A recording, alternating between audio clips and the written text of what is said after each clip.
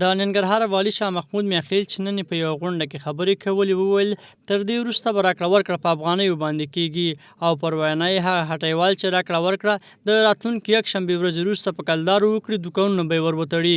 نوموړي له عامو خلکو هم غوښتنه وکړه تر څو د افغانیو په دودولو کې ورسره مرسته وکړي.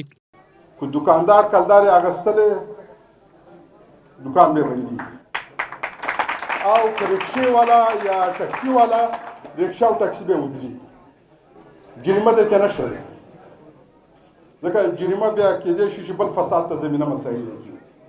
فقط موټر به ودرېږي دکان به بندېږي 15 ورځې 10 ورځې 20 ورځې بانه جوړوي د کلدارو د رواج لپاره د هغې مخه ونیسئ. که دکاندار دی که رکشې والا دی که دولتي چارواکي دي که هر څوک دی تاسې یې مخه ونیسئ.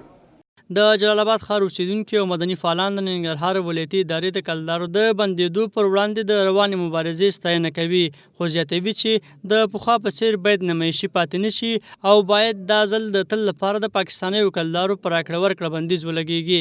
خوشبختانه دا کمپاین اوس هم په ننګرهار کې په جدي شکل سره روان ده او یکشنبې ورځ د دې د کلدارو د بندېدلو اخرنۍ ورځ ټاکلی.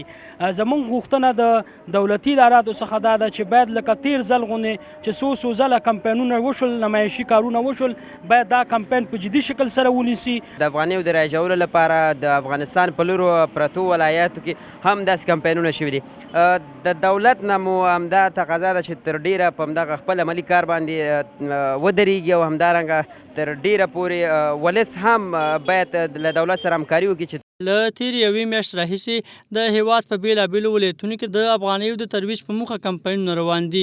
ننګرهار هم له دې ولایتونو څخه یو دی چې اوس یې تازه په تازه ولایتي مسؤلینو تر راتلونکي یکشنبې ورځ پورې خلکو او هټیوالو ته وخت ورکړی تر څو راکړه ورکړه په افغانیو سره وکړي. خو دا چې له یادې ورځې وروسته به رښتیا هم خلک راکړه ورکړه په افغانیو وکړي که نه هغه پوښتنه ده چې وخت به یې ځواب وایي. ودان مینوال انعکاس راډیو تلویزیون جلال آباد.